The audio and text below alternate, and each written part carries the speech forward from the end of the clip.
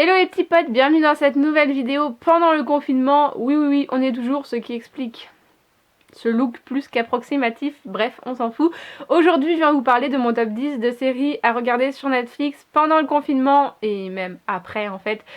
Juste au cas où vous tomberiez en panne d'idées, et ben je vous partage mon top 10 que personnellement j'ai préféré et bah c'est parti.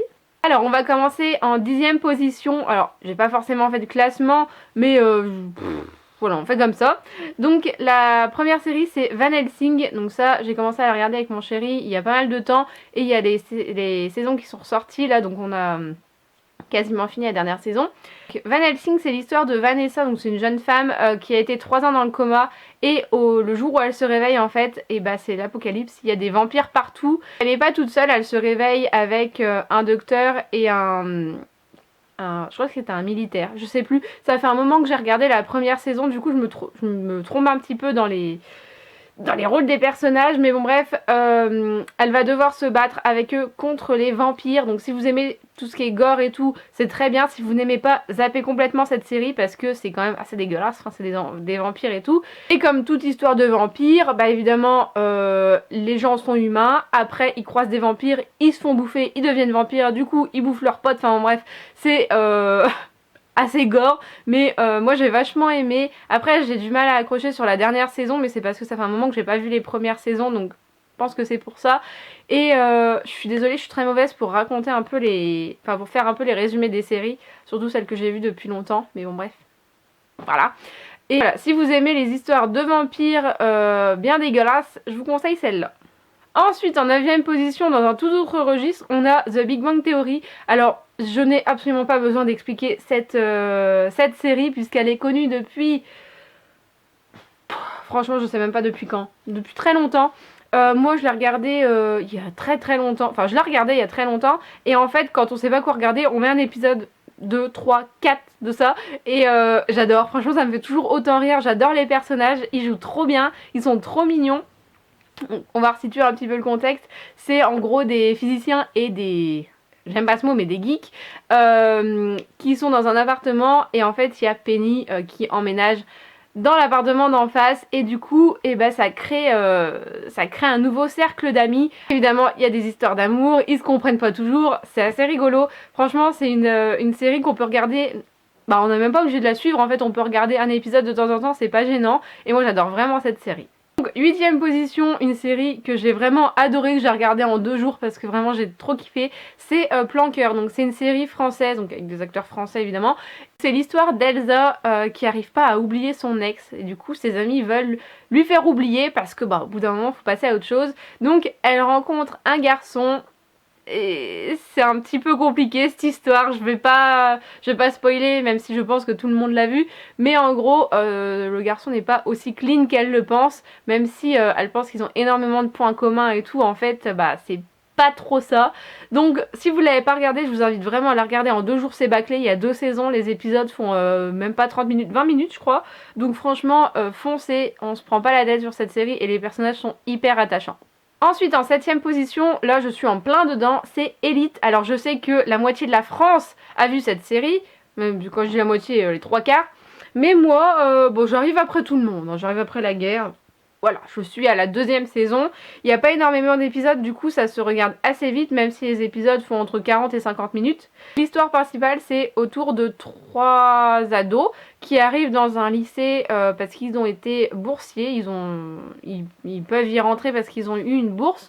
Donc ça se passe principalement autour d'eux parce que évidemment ils arrivent et plein de drames, oui on peut appeler des drames, arrivent autour d'eux. Donc la série commence par un meurtre et en fait la première saison tourne autour du meurtre. Donc voilà, petit à petit on découvre un peu qui est l'assassin. Et moi j'ai adoré la première saison, là on est en plein dans la 2e, donc franchement j'ai trop hâte de la finir parce que la saison 2 a super bien commencé aussi. Donc c'est pas dégueulasse comme saison, comme série, c'est pas du tout dégueulasse, c'est juste que il y a un peu de scène de cul, il y a un peu de sang, voilà, c'est pas non plus hardcore. Je crois qu'ils l'ont passé en moins de 16 ans, un truc comme ça, ce que je peux comprendre, hein, évidemment. Il y a aussi de l'alcool, enfin il y a de la drogue et tout. Donc voilà, ça peut il y a pas mal de gros mots. Donc oui, c'est normal qu'il l'ait passée en moins de 16 ans. Mais elle se regarde super bien, moi vraiment j'adore. Et j'ai trop hâte de la finir. Ensuite en 6ème position, on a Jane the Virgin. Oh, j'ai adoré cette série, franchement c'était trop bien. C'est l'histoire de Jane du coup, qui est vierge, voilà. Elle veut attendre le mariage pour perdre sa virginité, ce qui est une bonne chose en soi, chacun fait ce qu'il veut. Sauf qu'elle se retrouve enceinte. Voilà, donc enceinte, je vais pas vous dire comment, mais elle est toujours vierge, donc par le Saint-Esprit, tu ne sais pas, enfin moi du coup je sais parce que j'ai regardé les saisons, et il se passe, mais en fait c'est une telenovela, et quand j'ai lu le résumé Netflix, ça me tentait pas du tout, sauf que j'ai commencé à la regarder et j'ai adoré. Il y a énormément de saisons par contre, enfin de saisons, d'épisodes et tout, et des fois, je vais pas vous mentir, c'est un petit peu long. Il y a des histoires, tu te dis, mais quand est-ce que ça va se finir? Et en fait, dès que l'histoire est finie, bim, il y en a une autre. Typique telenovela en fait. Ça peut pas se passer bien 5 minutes. Il y a toujours une merde. Et c'est ça qui est vachement rigolo, c'est parce que c'est les trucs les plus gros, mais les plus gros qui arrivent en fait. Quand tu te dis, bah ça peut pas arriver, bah ça arrive, évidemment, c'est telenovela. Donc voilà. En 5ème position, on a la série Good Girl que j'ai adoré. Il n'y a que 2 saisons, mais c'était vraiment bien. C'est l'histoire de 3 mères de famille qui ont des petits soucis d'argent. Enfin, voilà, ça arrive à tout le monde. Et du coup, pour s'en sortir, qu'est-ce qu'elles font? Elles braquent une épicerie, enfin un magasin. Et au début, ça se passe très bien, il n'y a aucun souci, elles sont très contentes. Sauf qu'au bout d'un moment, bah, le retour de bâton arrive et il leur arrive que des merdes. Et elles sont obligées de faire des choses pas très clean pour s'en sortir. Il y a des meurtres aussi, enfin... Ah, il y a peut-être pas de meurtre, je sais pas. En tout cas, il y a des blessés. Ensuite, en 4ème position, je voulais vous parler des nouvelles aventures de Sabrina. Alors, au début, j'ai pas du tout aimé la façon dont c'était filmé. Oh là là, je me suis dit... horrible. Et au final, bon, j'ai fini la première saison, j'ai fini la 2e saison, voilà. En fait, il y a beaucoup de moments où ça allait, la caméra suivait les personnages et tout, et en fait, à bout d'un moment, tu sais pas pourquoi la caméra était posée quelque part, elle ne bougeait plus, c'était tout flou, c'était trouble. Oh, j'aimais pas du tout ces passages-là, ça me saoulait, et ça me faisait mal au crâne. Voilà, l'histoire, c'est vraiment Sabrina avec ses pouvoirs, qui est dans un lycée de mortels, donc elle se mélange complètement aux autres, sauf que bah elle doit pas dire que c'est une sorcière, elle doit pas se faire démasquer et tout, un peu comme le truc qu'on regardait quand on était plus jeune, Sabrina l'apprentie sorcière. Sauf que là, c'est beaucoup plus trash, c'est moins mignon, on va dire. Il y a toujours les histoires d'amour, les machins, les engueulades et tout, mais c'est beaucoup plus autour du trash. Il y a des passages qui sont vraiment dégueulasses, par contre. Moi, ça me dégoûte. Mais j'aime bien aussi tout ce qui est un peu dégueu, donc j'ai adoré cette série. Et il y a 3 parties. J'ai aimé les 3 parties. Voilà, elles sont chacune différentes, mais à chaque fois, il y a des nouvelles intrigues, des nouveaux personnages, et c'est ça que j'aime beaucoup. 3ème position, j'ai l'impression que personne n'a parlé de cette série alors que c'est une des premières que j'ai regardées sur Netflix. J'ai adoré cette série, c'est iZombie.